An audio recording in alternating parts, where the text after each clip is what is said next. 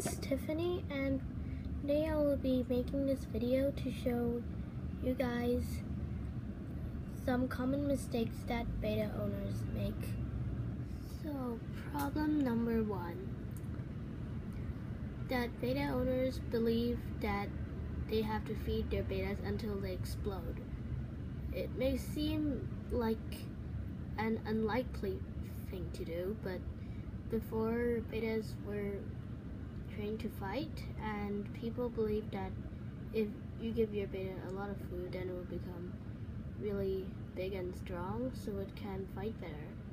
But nowadays we rarely use betas in fights, and overfeeding can cause serious problems, especially if the beta lives in a very small home or jar, like this one I have here. And that leads to the second problem. Problem number 2, keeping betas in really small homes or tanks. It's true that betas can survive in small spaces such as this viewing tank here, but the minimum size for a beta home is 2.5 gallons, and some people even believe that 5 gallons is the minimum. Well, I don't think mine is really big, but I'm saving up for a bigger tank so it won't be here for long. Well, this was my old one and it was even worse. This was $25 Hong Kong dollars.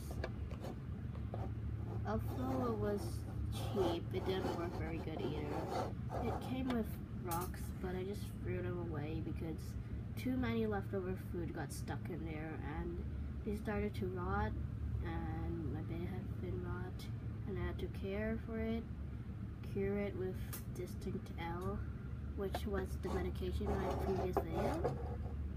So, never keep betas in small spaces or jars, unless you're saving up for a bigger one or going to buy a bigger one, like mine. Problem number 3. Having a beta home with a hole large enough for a beta to jump out. So the third problem is having a tank with a hole big enough for a beta to jump out. Betas can jump naturally in the wild to catch insects out of the air to eat. So tanks must have an enclosed top at all times, but it cannot have no holes at all because it must let in air. Betas breathe air at the surface using a special organ called the labyrinth, which makes them so special. And although this came from the cheap $25 viewing case I just mentioned earlier, it's still pretty good because it has slits for letting in air, but you don't possibly think a beta can jump out from this small of a hole, do you?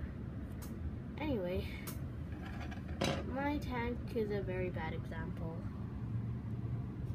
This hole is so big that my beta would have easily jumped out and died before I could even throw it back inside. Fortunately, I'm gonna do an update tomorrow because I'm getting a custom-made beta jumping proof, I don't know, top. These are the 3 major problems that can lead to betas dying for beginner beta owners. I try to avoid these mistakes myself, but it's hard because I don't have much money and all of my beta setups and supplies are just cheap stuff and not the high quality but expensive good stuff. So I hope you enjoyed this video and understood the problems and try to avoid them yourself. So bye, both from me and my beta.